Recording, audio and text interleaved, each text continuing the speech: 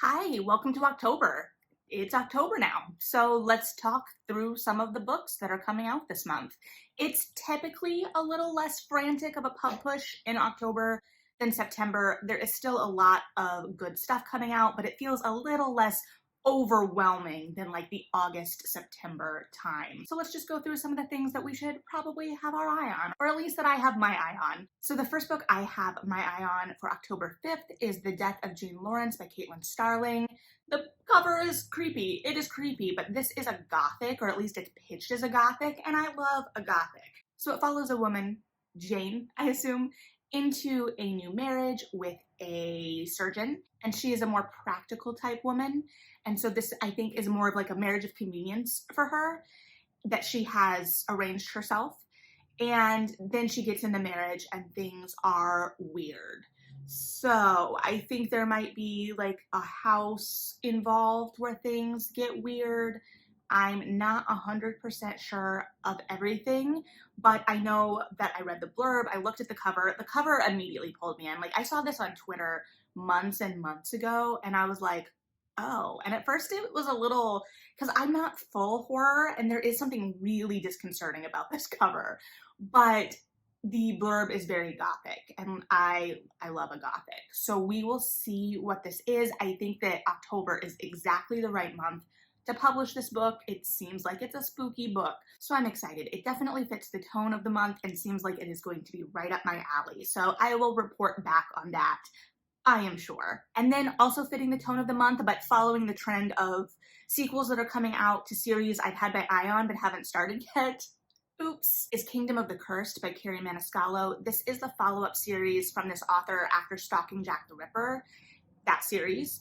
And I really enjoyed that series. I thought it was a lot of fun. It was definitely like that fall vibe. It was like kind of a murder mystery romance. It had that kind of spooky overtone. I really enjoyed that series. So I was very eager to see where the author went next. I still am eager to see where the author goes next. I just am drowning under my TBR and didn't get to it as quickly as I thought. So this, I believe, follows two sisters. I don't know if both sisters are still alive. I think there's an inciting incident, maybe kind of like the Fever series, but twisted. And I know they think they're princes of hell. So definitely still on theme for the fall release, that spooky season type book, which she did very well in Stalking Jack the Ripper, which pulled, from, it started with those like Jack the Ripper and that legacy, but also kind of pulled from a lot of especially the 19th century kind of spooky books, right? We had the book that was kind of the Dracula focused book. I believe there was an Island of Dr. Moreau type book that also got us into Chicago. There was a lot in that series that like pulled on a lot of the cultural consciousness and those trends. And this seems to be pulling on cultural consciousness and trends, but in a completely different way. So I'm just eager to see what that is. And like I said, the voice is really readable. So yeah, eventually I will read it. And then we've got a couple October 5th releases that aren't necessarily spooky. There is one that is kind of real life horror and the history of a real life tragedy and horror, and that is Brandy Colbert's Blackbirds in the Sky. And this is a history of the Tulsa Race Massacre. And I think it also talks about the legacy of that massacre and how it has been talked about or not talked about in history and in the national discourse. I do believe, and correct me if I'm wrong, I do believe it's still aimed at young adult audiences, which I think is great. I think that having nonfiction available for young adult readers is great. Not that they are not capable of reading adult nonfiction, but that this hopefully makes the history more accessible to many more young people. So yeah, definitely something to keep an eye on, and I think the nuance that's evident in Brandy Colbert's fiction will translate really well to nonfiction projects as well. And then also in the nonfiction vein, we are getting the story of A Face by Sarah Ruhl. Sarah Ruhl is one of my favorite playwrights, and this is a nonfiction about her experience with Bell's palsy. I actually experienced Bell's palsy on an Amtrak home from New York in college, coming home from a theater showcase season, and it was terrifying because at the time I didn't know it existed. So I remember texting my mom, what does a stroke feel like? And this was before smartphones.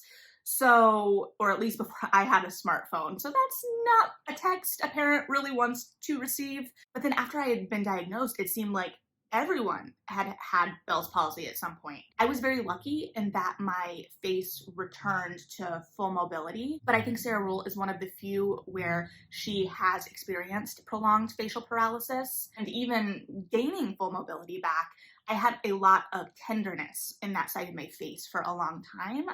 I might still, I don't really lean on my face that much, but yeah, so I'm very interested to hear this very specific story from a writer I really love and trust.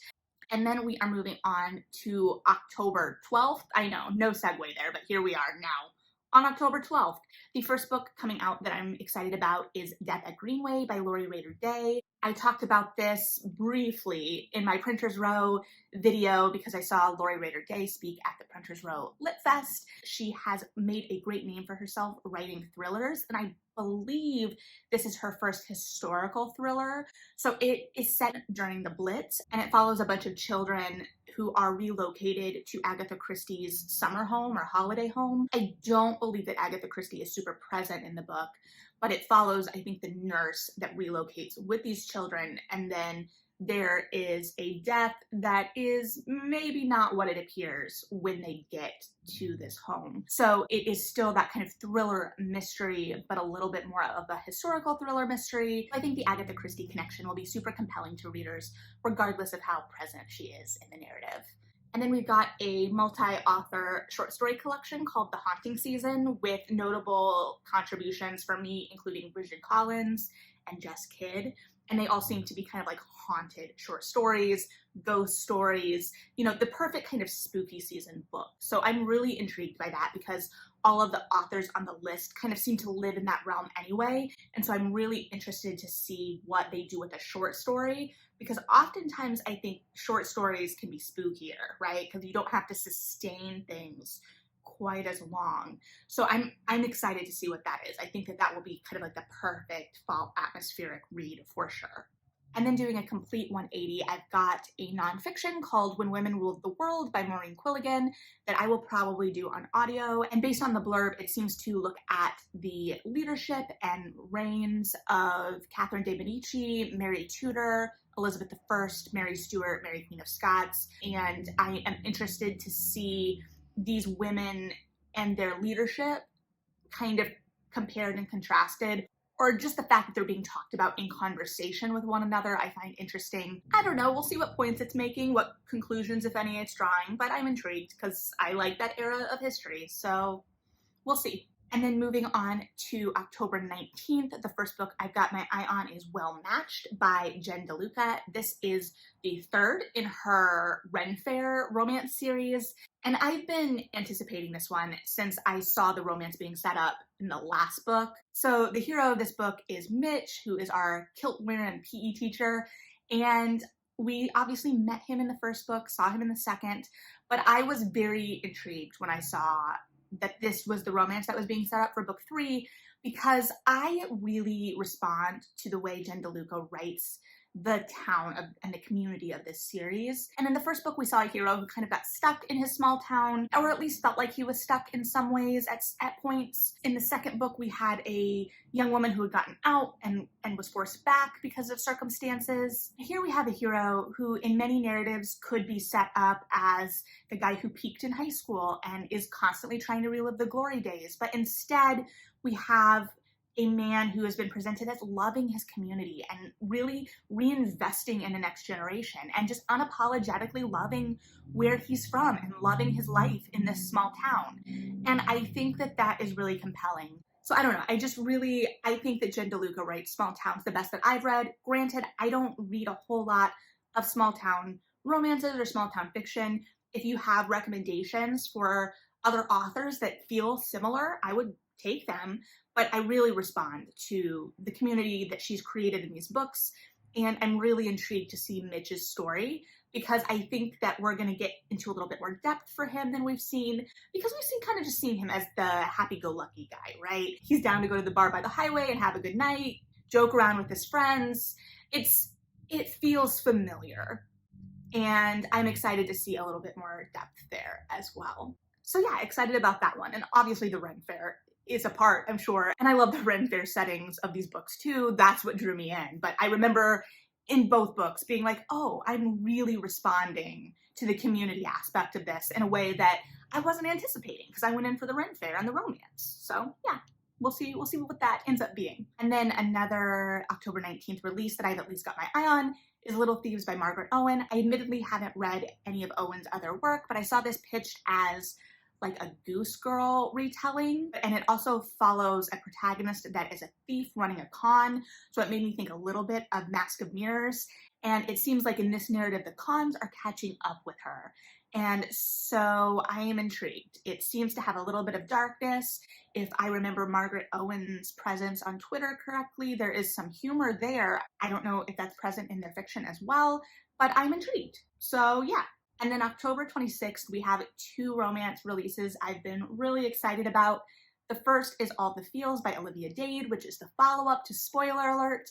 We met the leads of this in the last book. Alex, who is an actor on a popular television show, who doesn't always keep his mouth shut when he should, and Lauren, the woman who had been in charge of trying to keep him in line as much as possible. But I think that part of the inciting incident is that relationship gets upset by some of Alex's behavior, or at least the professional aspect of that relationship. And if you read Spoiler Alert, you remember that Alex has a habit of reading, if not writing, I can't remember on that part, some of the saucier fan fiction about himself and his character. So I'm just excited to read this one. I think the characters are going to play off of each other really well. It's going to have a little bit more of a banter dynamic, I think, than Spoiler Alert, but I loved Spoiler Alert. So I'm just excited to keep going in this universe. Definitely one of my more anticipated romances, I would say, of the entire year. So yeah. And then in my other anticipated romance is The Lady Gets Lucky by Joanna Shupe. This is the second in the series that she debuted actually earlier this year with The Heiress Hunt, so it was a pretty quick turnaround on these releases. I didn't love The Heiress Hunt. It was my least favorite Joanna Shupe so far, but I saw her setting up this book and that book and was like, yes, yes, please. Also, with Joanna Shupe, I'm grading on a curve, so that's all part of it too. This book is the rake and the wallflower trope, and the wallflower goes to the rake for lessons because she doesn't want to end up in a marriage simply because of the money she is bringing to the marriage. She wants a little bit more choice. And yeah, things don't necessarily go according to plan, I would assume, but they're going to go according to my plan. So I'm excited for this one. And then the last book that just kind of like snuck onto my radar, I think is a novella, and it's called Comfort Me with Apples by Catherine M. Valente. This seems to be an Adam and Eve type retelling, but the blurb also gave me a little bit of like Bluebeard vibes. So it's that idea that like you're in paradise and everything is great, but then something isn't quite right. And what isn't quite right? And the way the blurb is written and what I know of Valente's other work, I think that there's also going to be some stylistic elements to the writing that's going to play into all that. So I'm just intrigued, especially if it's the novella form. I think that there is a way to make that weird and to play with that weirdness and that form without it being extended out over a full novel that gives you a little more freedom. So yeah, I will be eager to see what exactly that is as well. So yeah, those are my books for October that I'm kind of got my eye on. As usual, I talked more than I anticipated, but I would be eager to hear what you've got your eye on for October. What are the books that I missed? What are the books that I didn't miss that you are also excited about, and why? Let's just, as usual, be excited about books together. Thanks for hanging out. I appreciate you. Like and subscribe if you feel like it. If you don't, I get it. Thanks for being here. Read something good, and yeah,